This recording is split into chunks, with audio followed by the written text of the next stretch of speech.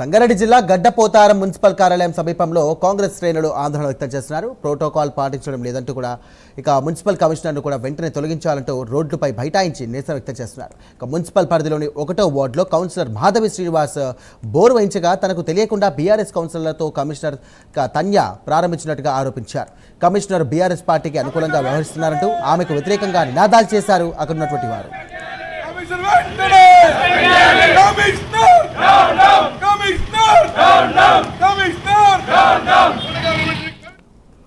చాలా ప్రోటోకాల్ విరుద్ధము ఇటువంటి మానుకోవాలని కమిషనర్ గారిని కోరుకుంటున్నాం. కంపల్సరీ కాంగ్రెస్ పార్టీ వాళ్లకు ప్రతి దానికి ఆహ్వానం పంపాలి. మీరు గవర్నమెంట్ మాదున్నది కాబట్టి మాకు ఇంటిమేషన్ ఇవ్వాల్సిన బాధ్యత మీది. ఇవ్వకపోతే మీ ధర్మ, మేము ఏం చేయలేము, ఇట్లనే ధర్నాలు చేస్తాము, ప్రభుత్వానికి చెప్తాము.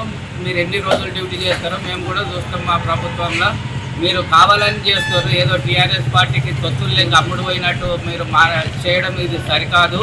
మా గవర్నమెంట్లో మమ్మల్ని కూడా, మా కార్యకర్తలని, మా లీడర్లను కూడా గౌరవం ఇవ్వాలని కోరుకుంటున్నాం. కమిషనర్ గారు మీకు ధన్యవాదాలు. మరి 4 రోజులు కూడా కాలే మున్సిపల్ ఏర్పడి ఇంత అధ్వానం చేస్తే మరి మా బాధలని మేము ఎవరు చెప్పుకోవాలి? గ్రామ సభలో చెప్పుకుంటాం. ఇప్పుడు మహిళా కౌన్సిలర్ ఉంది మా వార్డు కౌన్సిలర్కి చెప్పకుండా మీరు ఇనాగ్రేషన్ చేసిరంటే మీకు న్యాయమా అన్యాయమా మీరే ఆలోచించాలమ్మా. కమిషనర్ గారు, మీరు మహిళా కమిషనర్ కాబట్టి మా మహిళలకు మీరు ప్రాధాన్యత ఇవ్వాలి. ఇవ్వకుండా మీరు చేయడం ఇది పద్ధతి కాదు. మాకు చాలా బాధాకరంగా ఉంది. మా మహిళా కమిషన్ విలువకుండా చేసినావు నువ్వు, ఇది పద్ధతి కాదమ్మా. నేను మరొకసారి చెప్తున్నా, ఇలాంటివి చేస్తే చాలా చేయాల్సి వస్తుంది. ఇప్పుడు చిన్న ధర్నా ఇది.